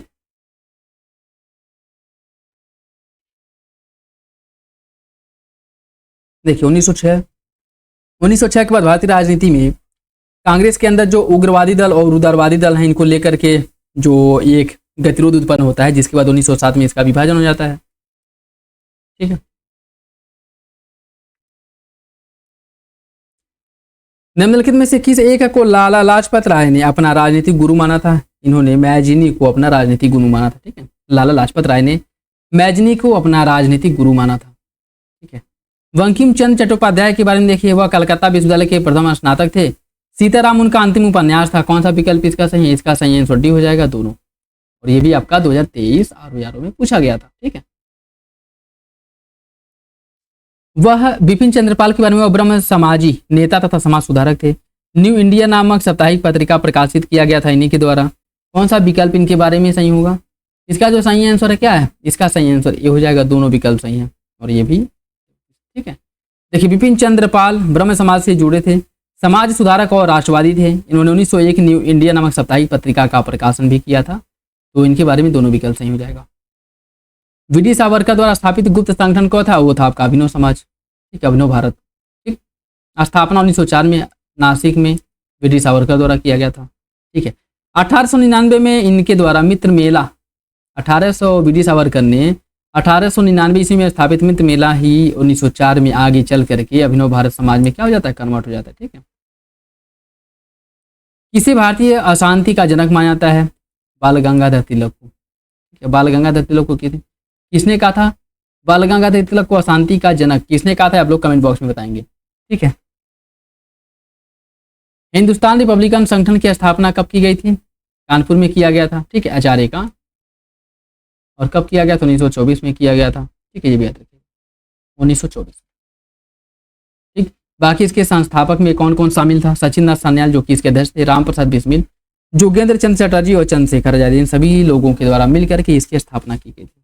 ठीक है, काकोरी षड्यंत्र केस में प्रधान आरोपी पंडित राम प्रसाद बिस्मिल को उत्तर प्रदेश के किस समय फांसी दी गई थी? राम प्रसाद बिस्मिल को गोरखपुर में फांसी दी गई थी। ठीक है, 9 अगस्त 25 को घटित हुआ और कुल 29 भारतीय क्रांतिकारियों को पकड़ा गया था, जिसमें से राम प्रसाद बिस्मिल, अशफाक उल्लाह खां, रोशन सिंह, राजेंद्र लाहिड़ी, इन पर मुकदमा चला करके फांसी दी गई थी। राम प्रसाद बिस्मिल को गोरखपुर जेल में फांसी दी गई थी, राजेंद्र लाहिड़ी को गोंडा जेल में, रोशन सिंह को इलाहाबाद प्रयागराज नैनी जेल, अशफाक उल्लाह खां को फैजाबाद में। ठीक है, निम्नलिखित में से किस क्रांतिकारी की फांसी गोरखपुर जेल में हुई थी? राम प्रसाद बिस्मिल की, ऑप्शन है। इस काकोरी कांड से जुड़ा कौन क्रांतिकारी मुकदमा से बच निकला था? वो थे चंद्रशेखर आजाद, जो बाद में अंग्रेजों के साथ मुठभेड़ में जब अल्फ्रेड पार्क है उसमें घिर जाते हैं तो खुद को गोली मार करके अपनी मृत्यु उनकी प्राप्त होती है। ठीक है, अक्टूबर 1924 में सचिन नाथ सान्याल, राम प्रसाद बिस्मिल, जोगेंद्र नाथ चटर्जी, चंद्रशेखर आजाद, इनके द्वारा कानपुर में आचार्य का स्थापना किया गया था। और इसके बाद एट डाउन जो सहारनपुर लखनऊ पैसेंजर ट्रेन थी, इसको इन्होंने लूट लिया था, जिसके बाद इन्हें पकड़ करके इनके ऊपर मुकदमा चलाया गया। और 27 फरवरी 1931 को इलाहाबाद प्रयागराज के अल्फ्रेड पार्क में चंद्रशेखर आजाद पुलिस मुठभेड़ के दौरान इन्होंने स्वयं को गोली मार ली थी। ठीक है, दरो दीवार पे हसरत की नजर करते हैं, खुश रहो वाले वतन हम तो सफर करते हैं, किसने कहा था? ये किसने कहा था? यह जो कथन है वो वाजिद अली शाह की है। ठीक है, वाजिद अली शाह। भारतीय क्रांतिकारी द्वारा इस नज्म का प्रयोग जेल में बंदी रहने के दौरान फांसी दिए जाने के समय किया गया था। इसे सचिन नाथ सान्याल द्वारा स्थापित हिंदुस्तान रिपब्लिकन एसोसिएशन का नाम बदल करके Hindustan socialist Republican association HSRA कर दिया था। किसने किया था? इसका सही आंसर डी हो जाएगा, चंद्रशेखर आजाद ने। ठीक है, कब किया था? 1928 में, ये भी याद रखिएगा। इनकलाब जिंदाबाद का नारा किसने दिया था? भगत सिंह ने, भगत सिंह ने। ठीक है, इनकलाब जिंदाबाद का नारा जो है हसरत मोहानी ने लिखा था, लेकिन पहली बार इसके नारे के रूप में प्रयोग भगत सिंह ने किया था। ठीक है, तो यह लिखा किसके द्वारा गया था? ये अगर पूछे तो हसरत मोहानी हो जाएगा, और पहली बार इस नारे का प्रयोग किसके द्वारा किया गया था यह पूछे तो भगत सिंह हो जाएगा। ठीक है, इनकलाब जिंदाबाद का नारा किससे जुड़ा है? यह जुड़ा है सरदार भगत सिंह के, भगत सिंह के। ठीक है, भगत सिंह ने सेंट्रल असेंबली में बम फेंका था, बटुकेश्वर दत्त के साथ मिलकर के इन्होंने बम फेंका था। ठीक है, भगत सिंह और बटुकेश्वर दत्त ने 8 अप्रैल 1929 को केंद्रीय विधानसभा में बम फेंका था, जिसमें एक पर्ची थी जिस पर लिखा था कि हमारा मकसद किसी को नुकसान पहुंचाना नहीं बल्कि अंधों के कान में या फिर अंग्रेजों के कान तक अपनी आवाज़ पहुंचानी है। ठीक है, और इसके बाद जो है भगत सिंह, राजगुरु, सुखदेव को फांसी होती है 23 मार्च 1931 को। ठीक है, भगत सिंह को उनके 2 साथियों के साथ 23 मार्च 1931 को फांसी दी गई थी। वे 2 साथी कौन कौन थे? वे दोनों साथी थे राजगुरु और सुखदेव, राजगुरु और सुखदेव। 1926 में नौजवान सभा का गठन किसने किया था? भगत सिंह ने किया था। ठीक है, और इसके नौजवान सभा से कौन नहीं जुड़ा था ये बताना है। ठीक है, देखिए अंबिका चरण चक्रवर्ती इससे जुड़े नहीं थे। ठीक, अंबिका चरण चक्रवर्ती इससे नहीं जुड़े थे। बाकी भगत सिंह, यशपाल और छबीलाल, यह तीनों लोगों ने मिल करके इसका क्या किया था? स्थापना किया था। ठीक, निम्नलिखित में से कौन एक उग्रवादी था? कौन उग्रवादी दल का था? वो थे आपका बिपिन चंद्र पाल, लाल बाल पाल। ठीक है, ऑप्शन सी, लाल बाल पाल, लाला लाजपत राय, बिपिन चंद्र पाल और बाल गंगाधर तिलक। उग्र राष्ट्रवादी के उल्लेखनीय नेताओं में से कौन था? उग्रवाद या उग्र राष्ट्रवाद के उल्लेखनीय नेताओं में से कौन शामिल नहीं था? इसमें जो है गोपाल कृष्ण गोखले यह उदारवादी नेता थे। बाकी बिपिन चंद्र पाल, लोकमान्य तिलक, लाला लाजपत राय, तीनों लोग उग्रवादी नेता थे। तीनों लोग उग्रवादी नेता थे। निम्नलिखित में से किस महिला क्रांतिकारी ने दीक्षांत समारोह में अपनी उपाधि डिग्री ग्रहण करते समय अंग्रेजी गवर्नर कुलाधिपति पर गोली चलाई थी? यह चलाया गया था बीना दास द्वारा। ऑप्शन सी हो जाएगा, बीना दास द्वारा। और कब? 1932 में, ये भी याद रखिएगा, 1932 में। निम्नलिखित में से किस क्रांतिकारी नेता ने कलकत्ता के क्रूड पुलिस कमिश्नर चार्ल्स टेगॉर्ट की हत्या का प्रयास किया था? यह प्रयास किया गया था गोपीनाथ साहा द्वारा। ऑप्शन डी हो जाएगा। कब? यह 1924 की घटना है। ठीक, 1924 की घटना है।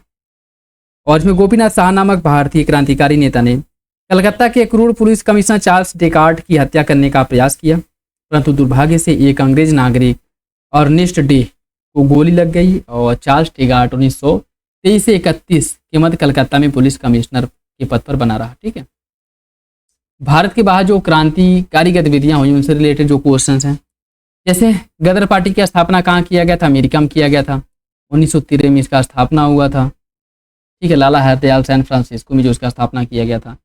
गदर पार्टी का मुख्यालय सैन फ्रांसिस्को में था और 21 अप्रैल 1913 को इसका स्थापना किया गया। ठीक है, ये भी याद रखिएगा। प्रथम महायुद्ध के दौरान कहाँ पर भारत की एक अंतरिम सरकार बनी थी? अफगानिस्तान में राजा महेंद्र प्रताप के नेतृत्व में बनाई गई थी। ठीक है, देखिए अफगानिस्तान 1915 अफगानिस्तान काबुल में राष्ट्रपति जो है राजा महेंद्र प्रताप के नेतृत्व में जो स्वयं राष्ट्रपति थे और बरकतुल्ला को प्रधानमंत्री बनाया गया था, जिसे जर्मनी और रूस ने मान्यता दिया था। ये इंपॉर्टेंट याद रखिएगा। ठीक है, जर्मनी और रूस ने इसे मान्यता दिया था। राष्ट्रपति बने थे राजा महेंद्र प्रताप और बरकतुल्ला प्रधानमंत्री। कौन भारतीय क्रांति की माँ? भिकाजी रुस्तम कामा को कहा जाता है भारतीय क्रांति की माँ। ठीक है, और इन्होंने जर्मनी के स्टुटगार्ट में 1907 में भारत का पहला तिरंगा झंडा फहराया था। अंतर्राष्ट्रीय सामाजिक कांग्रेस में भाग लिया, जहां इन्होंने तिरंगा झंडा फहराया, जिसकी डिजाइन वी.डी. सावरकर और श्यामजी कृष्ण वर्मा के साथ मिलकर के संयुक्त रूप से तैयार किया था। ठीक है, इन्हें भारतीय क्रांति की माँ भी कहा जाता है। वह कौन था जिन्होंने इंडियन इंडिपेंडेंस लीग की स्थापना की थी? रास बिहारी बोस। ठीक है, रास बिहारी बोस द्वारा जापान में जो भारतीय प्रवासी रह रहे थे उन्हीं के साथ मिल करके इन्होंने 28 से 30 मार्च 1942 को राजनीतिक समस्याओं पर विचार विमर्श करने के लिए टोक्यो में भारतीय का एक सम्मेलन आयोजित किया और 15 से 23 जून 1942 को बैंकॉक सम्मेलन में इसकी विधिवत रूप से प्रदान किया। सुभाष चंद्र बोस को आमंत्रित किया और इसी सम्मेलन में रास बिहारी बोस ने इंडियन इंडिपेंडेंस लीग की स्थापना की थी। इंडियन होम रूल सोसाइटी 1900 ईस्वी में स्थापित किया गया था। ठीक है, देखिए 1905 में लंदन में श्यामजी कृष्ण वर्मा ने इंडियन होम रूल सोसाइटी की स्थापना की, जिसे इंडिया हाउस के नाम से जाना जाता है। और यहाँ से एक समाचार पत्र निकलता था जिसे सोशियोलॉजिस्ट नामक समाचार पत्र का प्रकाशन यहाँ से किया जाता था। ठीक है, इंडियन होम रूल सोसाइटी 1905। ठीक है, 1900 नहीं है, 1905। बंगाल विभाजन से रिलेटेड जो क्वेश्चन हैं वो देखिए। स्वदेशी आंदोलन करजन के समय में। ठीक है, बंगाल विभाजन स्वदेशी आंदोलन इसी के समय में हुआ था। ठीक है, और इसके समय जो है 1899 से 1905 तक था। 20 जुलाई 1905 को घोषणा किया गया बंगाल विभाजन का। 16 अक्टूबर 1905 को बंगाल विभाजन लागू हो गया और 1911 को दिल्ली दरबार के समय बंगाल विभाजन को रद्द कर दिया गया। ठीक है, तो कब घोषणा किया गया, कब लागू किया गया, कब रद्द किया गया, याद रखिएगा। ब्रिटिश वस्तुओं के बहिष्कार को राष्ट्रीय नीति के रूप में कब अपनाया गया था? 1905 में। 1905 में। ठीक है, देखिए 20 जुलाई 1905 को बंगाल विभाजन की घोषणा की गई। 7 अगस्त 1905 को कलकत्ता के टाउन हॉल में स्वदेशी आंदोलन की घोषणा की गई और इसी बैठक में ऐतिहासिक बहिष्कार प्रस्ताव पारित हुआ, जिससे ब्रिटिश वस्तुओं के बहिष्कार को राष्ट्रीय नीति के रूप में अपनाया गया था। कांग्रेस का जो बनारस कलकत्ता अधिवेशन उसके बारे में देखिए। स्वराज शब्द का प्रयोग सबसे पहले किया गया था बाल गंगाधर तिलक ने किया था। ठीक है, स्वराज शब्द का प्रयोग सबसे पहले। और इसके बाद देखिए स्वराज मेरा जन्मसिद्ध अधिकार है, मैं इसे लेकर रहूंगा। हालांकि स्वराज शब्द का सर्वप्रथम प्रयोग अगर हम बात करें मतलब सबसे पहले तो वो दयानंद सरस्वती ने किया था, किंतु दिए गए विकल्प में दयानंद सरस्वती नहीं है, तो बाल गंगाधर तिलक सही हो जाएगा। ठीक है, भारत में ग्रैंड ओल्ड मैन की संज्ञा किसे दी जाती है? दादा भाई नौरोजी को कहा जाता है ग्रैंड ओल्ड मैन। ठीक है, और इनके द्वारा भारतीय राष्ट्रीय कांग्रेस का 1886, 1893 और 1906 में अध्यक्षता की गई थी। ये भी याद रखिएगा। ठीक है, ये भी याद रखिएगा, इंपॉर्टेंट है। पार्लियामेंट सुधार राष्ट्रीय आंदोलन की अवधि में जिस घटना में मतभेद के बीच थी और वह जिसने अंततः देश का विभाजन किया वो कौन था? वो घटना जो है क्या थी? 1906 मुस्लिम लीग की स्थापना, 1905 में बंगाल का विभाजन, गांधी द्वारा खिलाफत आंदोलन का समर्थन, या फिर विधानसभा में मुसलमानों के लिए पृथक निर्वाचन क्षेत्र की स्थापना। ये हो जाएगा आपका ऑप्शन डी। ठीक है, ऑप्शन डी। 1909 पार्लियामेंट सुधार द्वारा जो मुसलमानों के लिए पृथक अथवा सांप्रदायिक निर्वाचन पद्धति की सुविधा प्रदान की गई थी, इसने ही कालांतर में भारत के 2 टुकड़े कर दिए। ठीक है, दिल्ली दरबार की राजधानी परिवर्तन जब किया गया था 1911 में हुआ था। ठीक है, 1911 में हुआ और 1912 दोनों दिए हो तो इस संदर्भ में 1912 सही होगा। ठीक है, क्योंकि 1911 में घोषणा हुआ, 1912 में राजधानी परिवर्तित हो जाती है। कांग्रेस भारतीय राष्ट्रीय कांग्रेस के 21 अधिवेशन में महात्मा गांधी को चंपारण के किसानों की समस्याओं से अवगत कराया गया था। ये कराया गया था लखनऊ आदेश 1916 में, ठीक है। और राजकुमार शुक्ल ने इनको न्योता दिया था आने का। होम रूल लीग आंदोलन से रिलेटेड देखिए 1915-16 में होम रूल लीग प्रारंभ का नेतृत्व किसने किया था? तिलक और एनी बेसेंट ने मिलकर के किया था, ठीक है, 1915-16 में। 16 महात्मा गांधी को सर्वप्रथम राष्ट्रपिता किसने कहा था? महात्मा गांधी को राष्ट्रपिता जो है वो कहा गया था, किसने कहा था? देखिए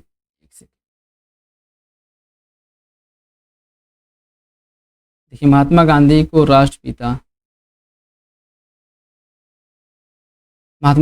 राष्ट्रपिता कहा था सुभाष चंद्र बोस ने, सबसे पहले सुभाष चंद्र बोस ने, ठीक है, राष्ट्रपिता सुभाष चंद्र बोस ने कहा था। जुलाई 1944 में सुभाष चंद्र बोस ने आज़ाद हिंद रेडियो पर बोलते हुए कहा था कि भारत की स्वाधीनता का आखिरी युद्ध शुरू हो चुका है। राष्ट्रपिता, भारत की मुक्ति के इस पवित्र युद्ध में हम आपका आशीर्वाद और शुभकामनाएं चाहते हैं, ठीक है। गांधी के नाम के पहले महात्मा जोड़ा गया था कब? गांधी के नाम के पहले महात्मा चंपारण सत्याग्रह के दौरान जोड़ा गया था। और महात्मा इनको किसने कहा था? रविंद्रनाथ टैगोर ने इन्हें महात्मा कहा था। चंपारण कृषि जांच समिति का सदस्य में से कौन नहीं था? इसमें अनुग्रह नारायण नहीं थे, बाकी FG स्लाई जो कि इसके अध्यक्ष थे, DG रीड और महात्मा गांधी भी इसमें शामिल थे, ठीक है। देखिए FG स्लाई की अध्यक्षता में इसका गठन किया गया था और इसमें महात्मा गांधी भी शामिल थे। उसके साथ LC यादव, राजा हरिप्रसाद, नारायण सिंह, जी रैना, ठीक है, सही आंसर सी हो जाएगा। अनुग्रह राइट में शामिल थे। चंपारण जनपद में तिनकटिया प्रथा का तात्पर्य क्या था? किसान द्वारा 3 बटा 20 विभाग पर नील की खेती करना अनिवार्य, ये इसका सही हो जाएगा, ठीक है।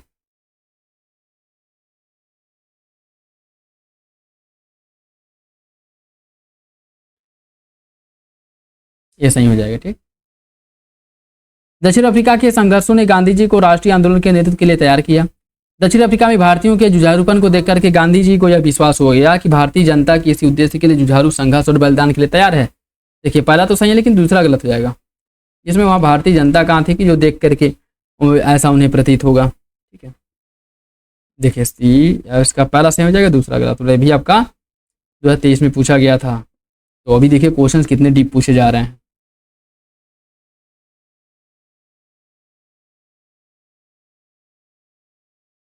अक्टूबर 1940 में गांधी जी ने कुछ चुने हुए लोगों द्वारा सीमित सत्याग्रह का आह्वान किया।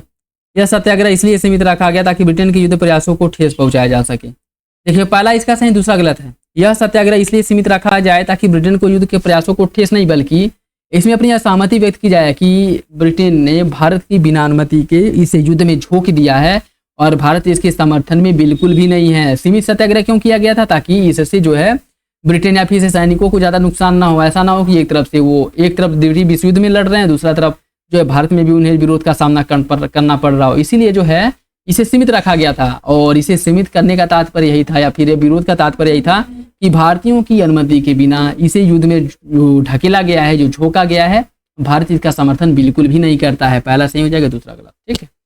इसका क्या होना चाहिए? ये सही आर गलत, ये सही आर गलत, डी हो जाएगा, ठीक। और ये भी आपका 2023 में पूछा गया था, ठीक।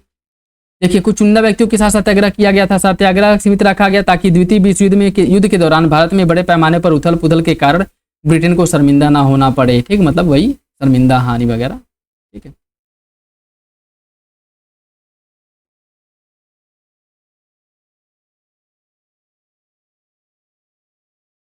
देखिए किसान आंदोलन से रिलेटेड क्वेश्चन, वह प्रदेश कौन था जहां बाबा रामचंद्र ने किसानों को संगठित किया था? अवध था, ठीक है। 1919 किसानों को संगठित किया। नाई धोबी बंद आंदोलन भी प्रतापगढ़ में शुरू हुआ था, इसी समय शुरू हुआ था, ठीक है। जहां सामाजिक बहिष्कार संगठित कार्रवाई पहली घटना में घटी थी। ज्योति सिंह और दुर्गपाल ने इसमें महत्वपूर्ण भूमिका निभाई थी। और रामचंद्र महाराष्ट्र के ब्राह्मण परिवार से रिलेटेड। तो 1920 के मध्य वे किसान नेता के रूप में उभरे और 1920 में इनके प्रयासों से ही प्रतापगढ़ में अवध किसान सभा का गठन किया गया था, ठीक है, याद रखिएगा। वह कौन जगह थी जहां अखिल भारतीय किसान सभा की पहली अधिवेशन हुई थी? वो लखनऊ था। और कब हुआ था? 1936 में हुआ था, ठीक है, ये भी याद रखिएगा। और 1936 में जो किसान सभा था, अखिल भारतीय किसान कांग्रेस थी, इसका नाम बदल करके अखिल भारतीय किसान सभा कर दिया गया। और इस प्रथम अधिवेशन लखनऊ में हुआ। बिहार प्रांतीय किसान सभा के संस्थापक स्वामी सहजानंद सरस्वती इसके अध्यक्ष बनाए गए। और आंध्र प्रदेश में किसान आंदोलन की अगुआ जो कृषि क्षेत्र के विद्वान NG रंगा थे, इन्हें महासचिव बनाया गया था, ठीक है। देखिए लखनऊ में स्थापित अखिल भारतीय किसान कांग्रेस के महासचिव बने थे एनजी रंगा, भी हो जाएगा। 1936 में हुआ था, टाइम भी याद रखिएगा। भूदान आंदोलन की शुरुआत कहाँ की गई थी? की गई थी आंध्र प्रदेश में, और आंध्र प्रदेश में भी कहाँ? आंध्र प्रदेश का जो पोचमपल्ली है क्षेत्र या पोचमपल्ली गांव वाला क्षेत्र, वहां पे हुआ था। ठीक है। 1951 में आंध्र प्रदेश के तेलंगाना के नलगोंडा जिले में पहुंचे, जिला साम्यवादी गतिविधियों के नलगोंडा, वर्तमान देखिए यहाँ पे पोचमपल्ली जो गांव है, यहाँ पर 40 हरिजन परिवारों के लिए भूमि की समस्या का समाधान तलाशने के लिए जमींदार रामचंद्र रेड्डी ने 100 एकड़ भूमि देने का प्रस्ताव किया था, और यह स्वतः स्फूर्त प्रस्ताव ही भूदान आंदोलन की उत्पत्ति का आधार बना था। अक्टूबर 1951 से 1957 तक विनोबा भावे पूरे भारत में 50 मिलियन एकड़ भूमि हीन कृषकों को इन्होंने भूमि दिया था। ठीक है। भूदान आंदोलन के सर्वप्रथम प्रारंभ किस राज्य में हुआ था? आंध्र प्रदेश में हुआ था। ट्रेड यूनियन और साम्यवादी दल से रिलेटेड जो क्वेश्चन है देखिए, भारत में ट्रेड यूनियन कांग्रेस के पहले अध्यक्ष कौन थे? वो थे लाला लाजपत राय। ठीक है। ट्रेड यूनियन आंदोलन के कब हुआ था? 1920 में हुआ था। ठीक है, 1920 में। और 1936 में इसका विभाजन हो जाता है। 1936 में इसके बारे में स्थापना एन एम जोशी द्वारा किया गया था 31 अक्टूबर 1920 को बम्बई में। स्थापना का कारण 1919 में अंतर्राष्ट्रीय श्रम संगठन की स्थापना, इसीलिए भारतीय श्रमिक संगठनों ने आपस में संगठित होने का फैसला किया, और इसके प्रथम अध्यक्ष लाला लाजपत राय, उपाध्यक्ष जोसेफ बैप्टिस्टा और महामंत्री दीवान चमनलाल थे। निम्नलिखित में से कौन 1929 में अखिल भारतीय ट्रेड यूनियन कांग्रेस के अध्यक्ष थे? इस समय थे जवाहरलाल नेहरू। ठीक है, जवाहरलाल नेहरू थे। रॉलेट एक्ट से रिलेटेड क्वेश्चन देखिए, किसके विरुद्ध विरोध प्रकाशन के अभिप्राय के रूप में रविन्द्रनाथ टैगोर ने अपनी नाइटहुड की वापस की? जलियांवाला बाग हत्याकांड जो हुआ था तभी कर दिया गया था। उसके साथ साथ सरशंकर नायर ने अपना जो सर की उपाधि है वो वापस कर दिया था। ठीक है। रॉलेट एक्ट किस वायसराय के काल में हुआ था? हर्डिंग, रीडिंग, चैम्सफोर्ड या फिर मिंटो? ये हुआ था चैम्सफोर्ड के समय में। ठीक है। चैम्सफोर्ड जो 1916 से 1921 ईस्वी तक भारत का वायसराय था, और इसी के समय में रॉलेट एक्ट हुआ था। ठीक। नेक्स्ट देखिए, इन सभी को क्रम से लगाना है और वो हो जाएगा ऑप्शन बी। रॉलेट अधिनियम 1919, रॉलेट सत्याग्रह, भारतीय राष्ट्रीय कांग्रेस का अमृतसर अधिवेशन, जलियांवाला बाग हत्याकांड। ठीक, ऑप्शन बी हो जाएगा। देख लीजिए ये डेट से, मार्च 1919 में रॉलेट एक्ट, 6 अप्रैल 1919 को रॉलेट सत्याग्रह, भारतीय राष्ट्रीय कांग्रेस का अमृतसर अधिवेशन 26 से 30 दिसंबर 1919, और जलियांवाला बाग हत्याकांड 13 अप्रैल 1919। ठीक है। असहयोग चौरी चौरा किस जनपद में स्थित है? ये आपके गोरखपुर जिले में स्थित है चौरी चौरा, जहाँ पे 4 फरवरी 1922 को यह कांड हुआ था, जिसमें 23 पुलिस वालों को जिंदा जला दिया गया था। ठीक है।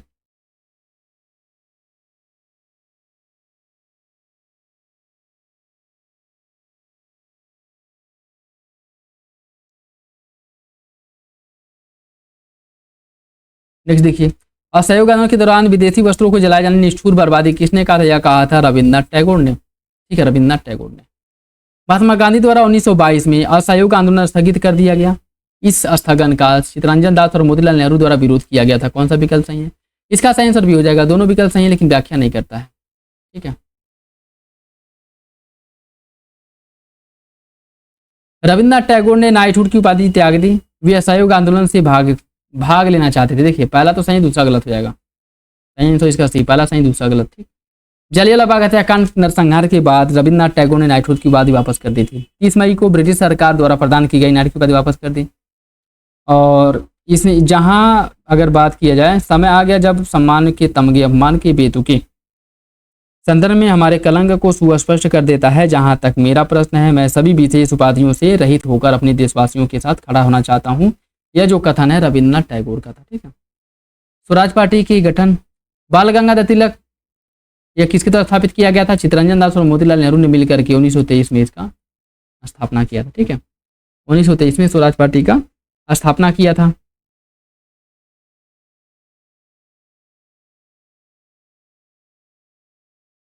सेंट्रल लेजिस्लेटिव असेंबली का प्रथम भारतीय अध्यक्ष या स्पीकर किसे चुना गया था? यह चुना गया था विट्ठल भाई पटेल को। विट्ठल भाई पटेल को 1925 में। ठीक है। और यह स्वराज पार्टी के सह संस्थापक थे, ये भी याद रखिएगा। अगस्त 1925 में सेंट्रल लेजिस्लेटिव असेंबली का अध्यक्ष निम्नलिखित में से किसे चुना गया था? विट्ठल भाई पटेल को। साइमन कमीशन से रिलेटेड क्वेश्चन देखिए, कांग्रेस ने साइमन आयोग का बहिष्कार किया। साइमन आयोग में एक भी सदस्य भारतीय नहीं था। कौन सा विकल्प इसका सही होगा? इसका सही आंसर जो ए हो जाएगा। दोनों विकल्प सही, आगे की व्याख्या करता है। ठीक है। 1927 में इसका गठन किया गया था। 1928 में जब भारत आया था 1928 में, कहाँ पे आया था? मुंबई में पहुंचा था साइमन कमीशन। 7 सदस्य थे, सातों मतलब अंग्रेज थे, जिस कारण इसका व्यापक स्तर पे विरोध भी करना पड़ा, मतलब विरोध भी इसे झेलना पड़ा था भारत में। ठीक है, साइमन कमीशन के बारे में देखिए, इसने 2 बार भारत का दौरा किया, 2 बार भारत का दौरा किया, और इसका दूसरा दौरा 11 अक्टूबर 1929 से 13 अप्रैल 1930 तक था। सही आंसर इसका ये हो जाएगा, पहला सही है, दूसरा गलत है। और ये भी आपका 2023 में आया था क्वेश्चन। ठीक, देखिए साइमन कमीशन ने 2 बार भारत का दौरा किया था, पहली बार 3 फरवरी से लेकर 31 मार्च 1928 और दूसरी बार 11 अक्टूबर 1928 से 1929 तक। ठीक है, पंजाब केसरी के नाम से किसे जाना जाता है? ये जाना जाता है लाला लाजपत राय को। ठीक, ऑप्शन सी, लाला लाजपत राय, जो 1865 से 1928 ईस्वी तक राजनीति में सक्रिय थे, जिसके बाद उनकी मृत्यु हो जाती है। नेहरू रिपोर्ट किसके तैयार किया था? ML नेहरू अर्थात मोतीलाल नेहरू द्वारा नेहरू रिपोर्ट तैयार किया गया था। साइमन कमीशन 1927 में आया था, इसके विरोध में इन्होंने नेहरू रिपोर्ट प्रस्तुत किया था, जिसमें भारत को डोमिनियन स्टेट देने की मांग की गई थी। ठीक है, और इसकी अगर हम बात करें, सर्वदलीय समिति के अध्यक्ष मोतीलाल नेहरू थे, जवाहरलाल नेहरू इसके सचिव थे, और 2 मुस्लिम अध्यक्ष थे। इसमें कुल 9 लोग इसमें शामिल थे, 2 मुस्लिम अध्यक्ष रहे थे, ये भी याद रखिएगा।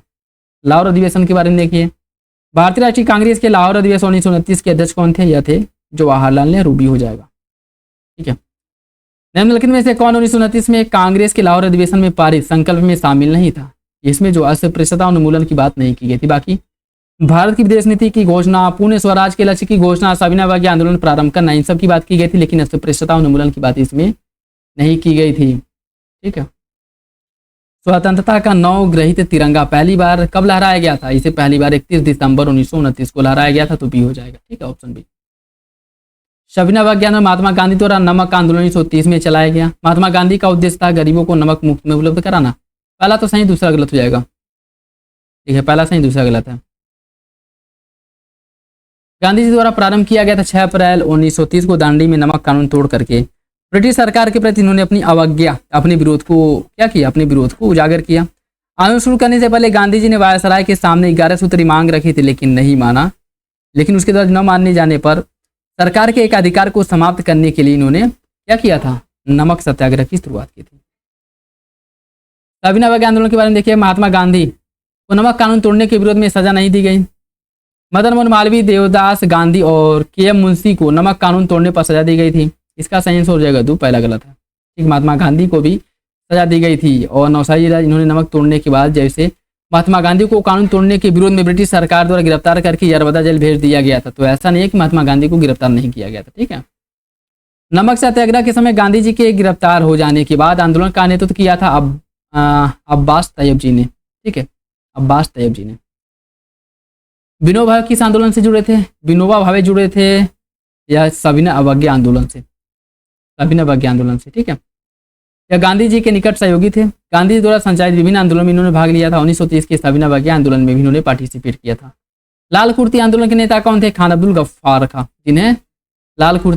जिन्हें जो है सीमांत गांधी के नाम से भी जाना जाता है। ठीक है, खुदाई खिदमतगार क्या है? स्वयंसेवक संगठन जो नेतृत्व इन्होंने किया था। ठीक है, 1930 में अंग्रेजी सरकार के विरुद्ध प्रसिद्ध पेशावर कांड का नायक कौन था?